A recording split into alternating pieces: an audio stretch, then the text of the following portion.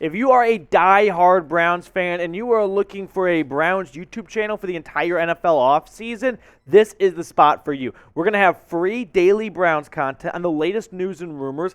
Plus, we're an interactive channel. We give shout-outs. We get you guys on screen. Ryan Chowdhury and Will Plodzine, you guys are the MVPs of Monday's show in the comments section. Ryan, I know you went above and beyond, but shout out to everyone that partook in it. And let's jump into some Browns draft targets now.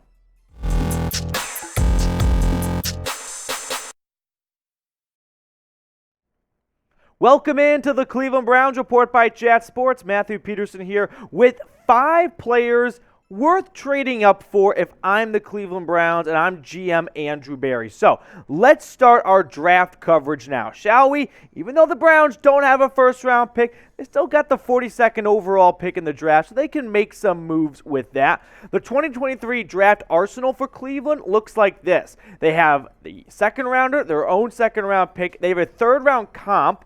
They've got a fourth, a fifth, sixth, and a seventh. 7 picks all together. So today's show, we're going to get focused at the idea of trading up in the draft, right? Moving from 42 closer to the start of round number 2. And there is a draft calculator, and it's not a perfect science, but it does give you a rough idea of if you bundle this pick and that pick, where could you land?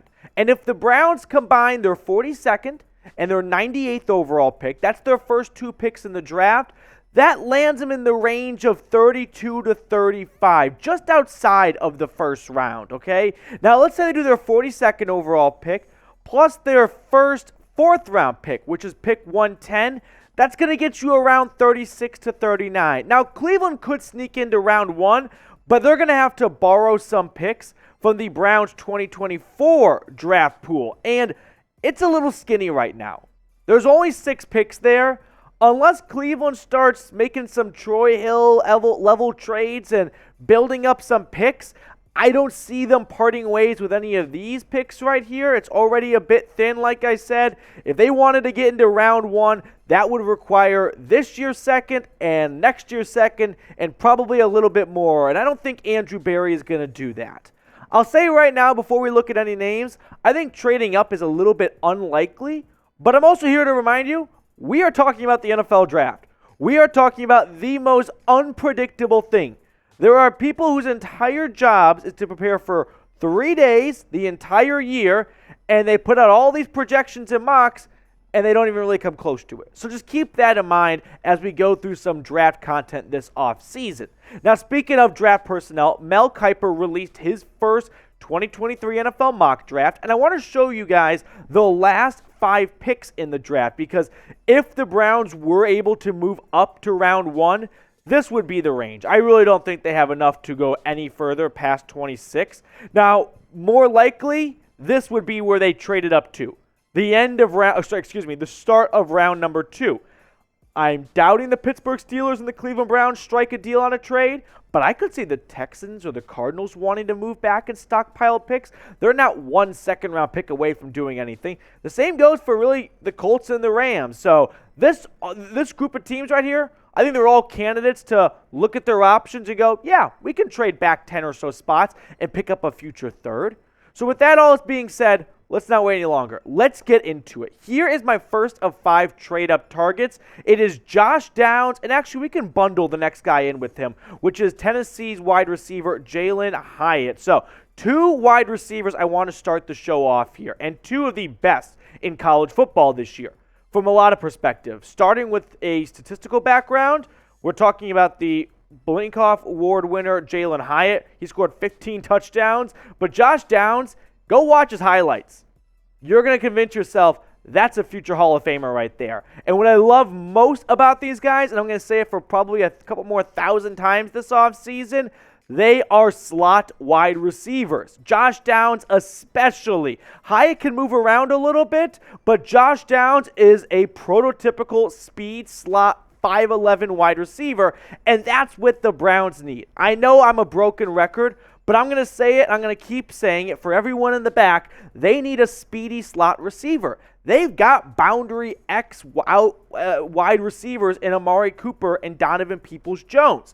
Now, I do want to remind you that Hyatt has a bit of a connection to the Browns, right? Going to Tennessee, the best school in all the land, if I do say so myself.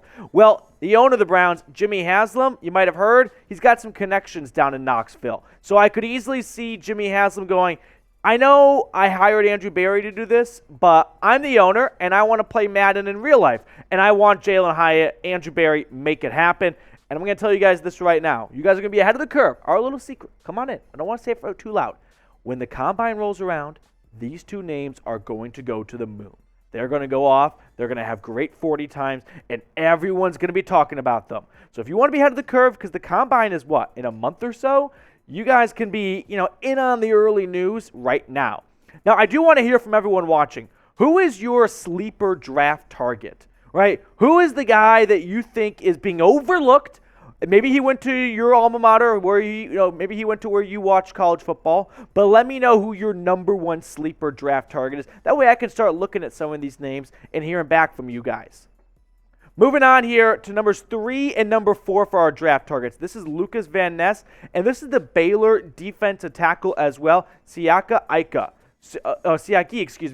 So let's break down these interior defensive linemen. Just from a stat background first, we're going to start with Lukas Van Ness. Someone makes sense to me why this player was not starting in Iowa City this year. 10.5 tackles for loss, 6 sacks. Ike, I think, is a very good run stopper, prototypical nose tackle. He's going to be hard to move, and he's going to free up linebackers to get in the backfield.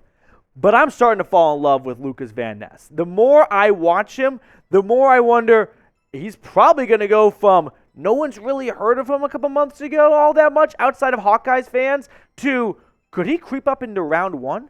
Didn't Mel Kiper have him go round 1 today in his mock draft? I believe he did. So it goes to show, one, just because he went on Mel Kiper's first mock draft does not mean he's going to be cemented as a round 1 player. I always think it's fun to go back and look at old mock drafts, see how bad they were once you know the actual results.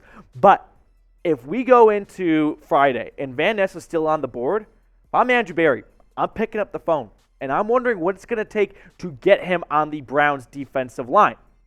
We've got one more name to look at in just a moment, but a shout out to today's sponsor, BetUS. Huddle up, let's talk here. We got AFC and NFC championship games this weekend. And if you want to make your picks, you know what to do. Chatsports.com/bet. Promo code Browns125.